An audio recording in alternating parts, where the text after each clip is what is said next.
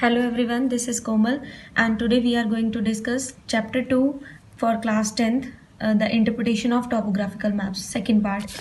Through this chapter you will get an idea that how you can solve topographical sheets or topographical questions when you will sit in your exams. So this chapter divided into three parts. The first part in which we will discuss the interpretation of topographical survey maps, their identification, how we will identify the topographical sheets. There are two methods for that, method A and B, and then grid reference, scale, representation of relief, the contour part. In second part we will discuss the direction, the reference of direction for urban cities and rivers, how we can measure distance by calculating area, how we measure distance in straight line or in the crow flies, and how to measure the distance of a curved road or a river or a canal when you will get a question in your exams, how to calculate total area of the topographical sheet. Then types of drainage system, dendritic, trialized or radial, terms which are related with the drainage basins, man-made and natural features in the second part. In third part you will get the question of means of transport, land use, plains, lowland, means of irrigation, what type of irrigation we are using on the topographical sheet, and settlements, the what type of settlement we have existed on the topographical sheet or the survey we have existed on the topographical sheet or the survey sheet, what type of occupation acquired by the people who are living in such type of areas. So here is the chapter. Firstly, the interpretation of topographical survey maps. We already talked about all these things. So I will start this topic with the identification of topographical sheets. How we can identify the topographical sheets. You can get the idea through this table. Table 2.1, identifying parameters of Indian topographical maps. Before that, I want to give you the concentration about this map. In this map, they have given the latitudinal and longitudinal extent of India, and through that they are dividing the whole part of India into some numbers. So the number series covering the Indian subcontinent, like you can see from your book, the 31, 30, 29, all part of India is covered with these numbers. So according to that, they make topographical sheets. I already told you these sheets were previously used by Britishers for the military purpose. So in your exams, you will get the areas which are under Haryana and under Rajasthan and Gujarat part.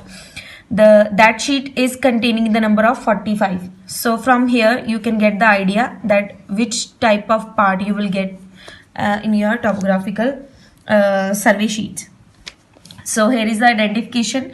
There is the first one, 4 into 4 of sheets.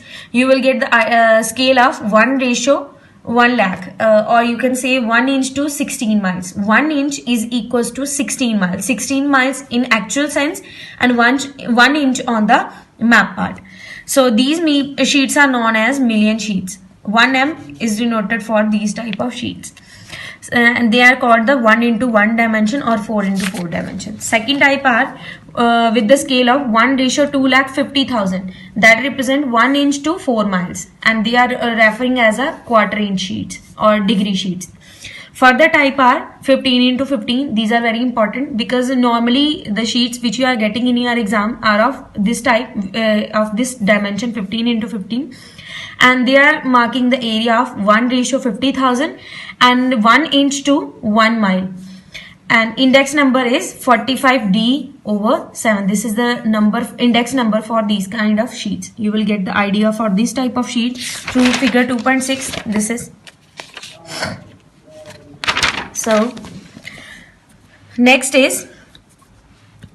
thing is each of those 100 kilometer, the sheets are carrying 100 kilometer into 100 kilometer sheets, and is divided into 10,000 squares of 1 kilometer into 1 kilometer dimension as given in the figure.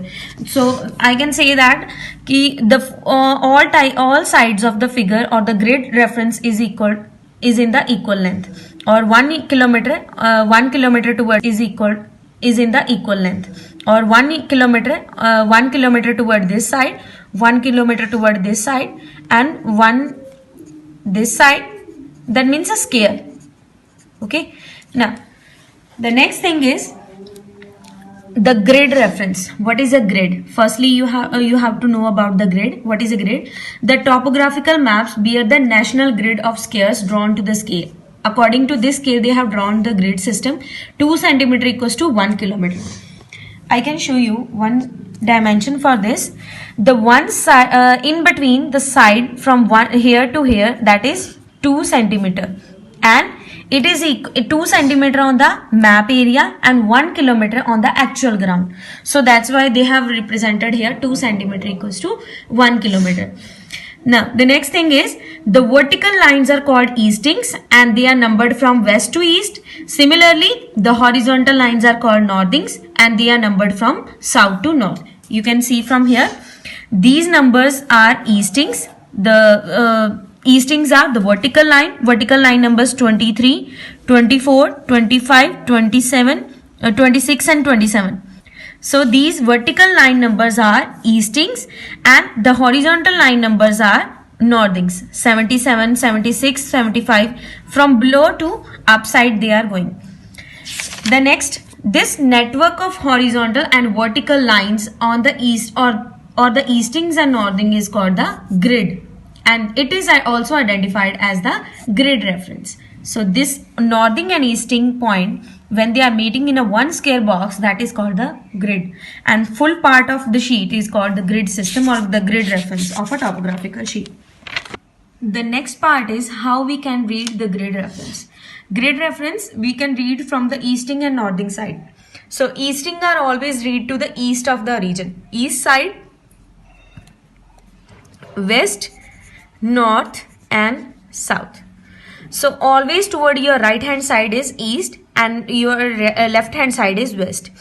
Eastings are always read to the east of the region and northings are always read to the north of the region.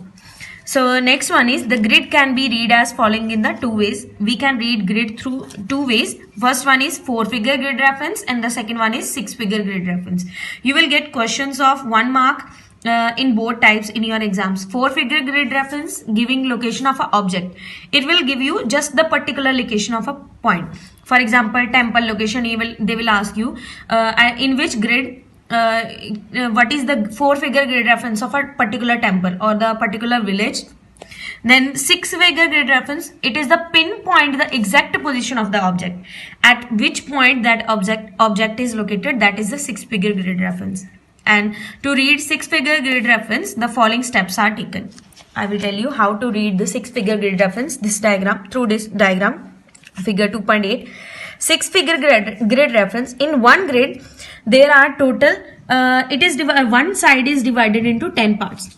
From here, 0 point is started and again the meeting point on B again is 0.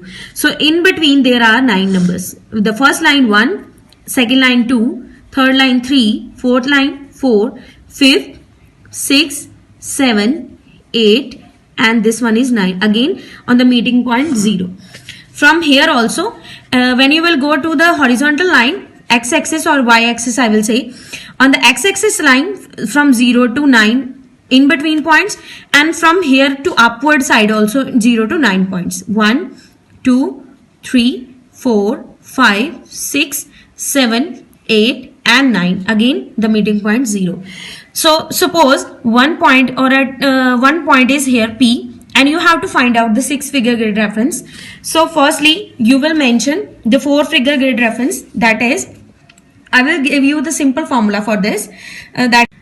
So the next, the simple formula for this for solving the 6-figure grid reference is VHHB.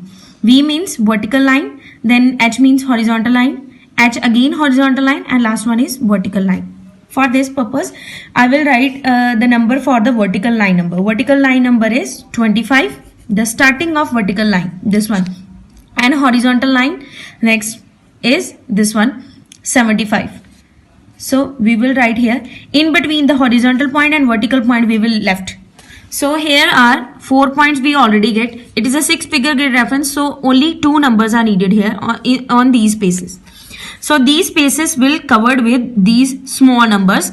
Horizontal line, this one horizontal line, at which point this number this point is located, we will see. This one is the fifth point. So horizontal number is 5 and vertical number from here we will get this point is joining with the number 6. So this is your 6-figure grid reference. If you will get any query regarding the 6-figure grid reference, you can ask me through comment section. So the next thing is scale. It is very important because you will get question of scale in 2 marks or 3 marks they will ask you. And what is a scale? Firstly, a map scale provides the relationship between the map and the whole part or the part of the earth surface. It will provide you the relation or the comparison between the part on the map and the part on the earth surface. Or you can simply say it is also expressed as a simple definition, a ratio between the distance measured on a map and the corresponding distance on the surface, connecting two given points represented by the same unit. For example, they have given you 1:40,000. 1 centimeter for the map and 40,000 that represent on the ground. So the ratio between the map, distance on map and distance on ground. There are 3 types of scale, or you can say a scale is represented through 3 ways. First one is statement scale or verbal scale. Verbally we can say, or in the statement form we can write the statement scale description or the distance description of map. 1 centimeter to represent 50 kilometer in a statement. Second is very important, representative fraction, that is called RF. In representative fraction, we will represent the distance on map and distance on ground in ratio form. We are already discussing this point so many times. It is also universal accepted scale, RF. Next one is third type, linear scale or graph scale. In linear scale, I will show you the figure of linear scale. This type of figure or the representation of linear scale you will get on the topographical sheet. In this, the distance start from meter side and goes into the kilometer. We are calculating area, indirect area through this linear scale. So the next is the representation of relief on the map and its interpretation. Relief on the map, there are these in topographical survey, actual survey is carried out in the different methods are used to represent relief on the map. There are these type of relief we will get on the topographical sheets: hatching, form lines, triangulation points, contours, hill shading, spot heights and benchmarks. These are very important because these type of relief features you will get on the topographical sheets, and if you will come to know about the what is the figure and how we can identify, then you will easily solve the map part. So hatchings are the short lines and representing directions of slope. These are used just to represent or the direction of slope. So here are the hatching point. In this type of figure, they will represent you the hatching on topographical sheets. These are the short lines which are representing directions of slope. Second is hill shading. Hill shading shows the relief by light and shade, and 2 methods are adopted for this purpose. The first is a light is imagined to be vertical over the area being mapped. The area which is being mapped, that area in the light form, and the light is imagined to be shining from the northwest, so the southeast facing the slopes are more darkly shaded, and those facing north and west. The shaded portion, the dark portion showing the northwest or the darkly shaded areas which are not under the mapping part.